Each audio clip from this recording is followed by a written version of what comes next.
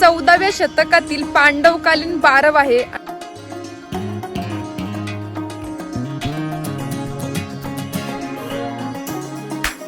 अशी ऐतिहासिक जे खूप काळापासून आपण जतन करून ठेवलं पाहिजे।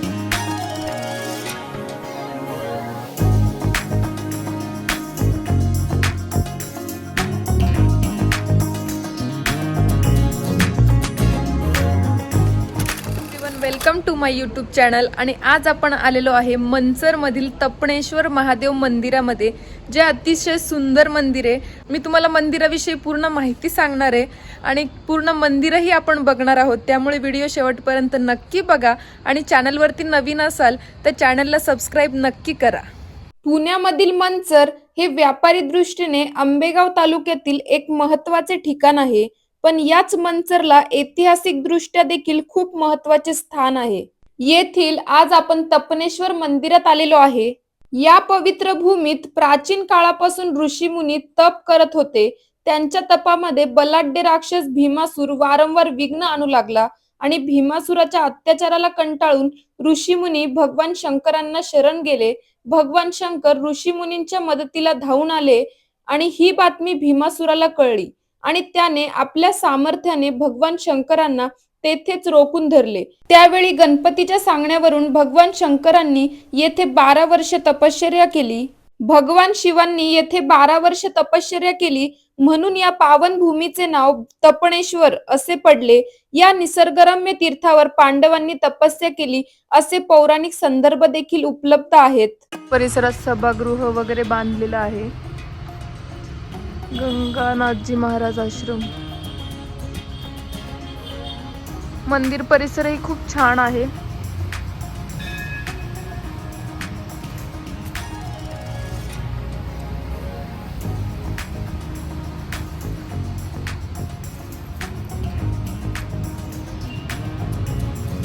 गोमुख मंदिर परिसरात अशी विठ्ठल रुक्माईची मंदिर आहे। तिथे शेजारी आपल्याला दत्तात्रयांचे मंदिर दिसते। हे तपणेश्वर मंदिर बघून झाल्यानंतर आपण येथील ऐतिहासिक बारव बघणार आहोत, त्यामुळे व्हिडिओ शेवटपर्यंत नक्की बघा।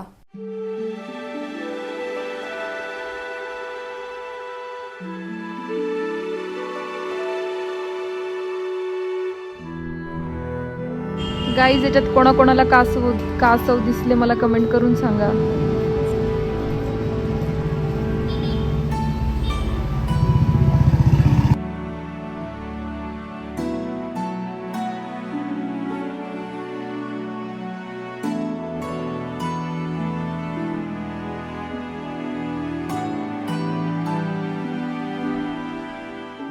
मंचर मधील 14व्या शतकातील पांडवकालीन बारव आहे आणि आपण आज ती बघायला आलेलो आहे। ही पांडवांच्या काळातील बारव असून त्याला एक पौराणिक महत्त्व आहे असे दर्शवणारे पुरावे आणि स्थानिक कथा आहेत। आणि हे बारव आज एक पर्यटक आकर्षण बनले आहे आणि याचे स्वरूप एक मोठे असून भूमिगत बांधकाम असून जिनांनी खाली उतरून पाण्यात जाता येते। याची रचना कुंडासारखी आणि नरसाळ्याच्या आकारासारखी आहे। याची बांधकाम शैली अत्यंत उत्कृष्ट आणि आकर्षक आहे, जी त्या काळातील अभियांत्रिकी कौशल्याची साक्ष देते। श्रीधर कवी रचित पांडव प्रताप या ग्रंथात बभ्रुवाहन आणि अर्जुन या दोघांमध्ये मणिपूर म्हणजेच आजचे मंचर येथे युद्ध झाल्याचा उल्लेख आढळतो। आणि विशेष म्हणजे जगद्गुरु संत श्रेष्ठ तुकोबाराय जेव्हा देहू येथून जुन्नर तालुक्यातील ओतूर या ठिकाणी जायला निघाले, तेव्हा 10 दिवस ते या मंचर भूमीत मुक्कामी होते आणि तेव्हा त्यांनी मंचरी हा ग्रंथ लिहिला असे सांगितले जाते।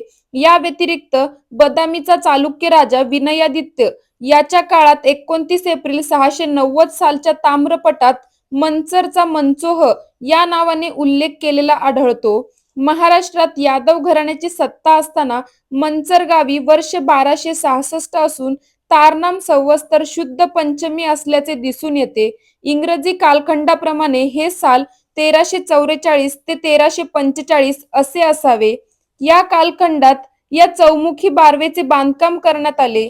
या बारवेच्या पश्चिमेकडील भिंतींवर 12 श्लोकात 25 ओळींचा संस्कृत भाषेतला व देवनागरी लिपीत लिहिलेला शिलालेख आपल्याला पाहायला मिळतो।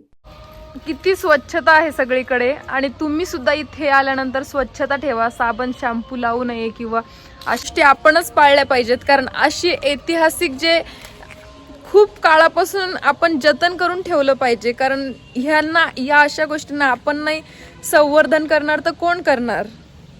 त्यामुळे मला तरी खरंच असं वाटतं की तुम्ही सर्वांनी इथे नक्कीच एकदा भेट दिली पाहिजे. खरंच खूप छान वाटतं इथे आल्यानंतर. आणि तो शिलालेख आहे तो सुद्धा तुम्ही एकदा नक्की बघा. आणि असेच नवनवीन माहितीपूर्ण व्हिडिओ पाहण्यासाठी चॅनलला नक्की सबस्क्राईब करा.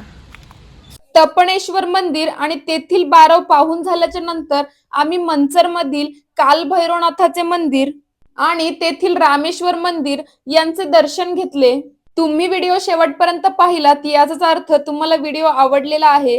त्यामुळे असेच नवनवीन माहितीपूर्ण व्हिडिओ पाहण्यासाठी व्हिडिओला लाईक शेअर करा आणि चॅनलवरती नवीन असाल तर चॅनलला सबस्क्राईब नक्की करा.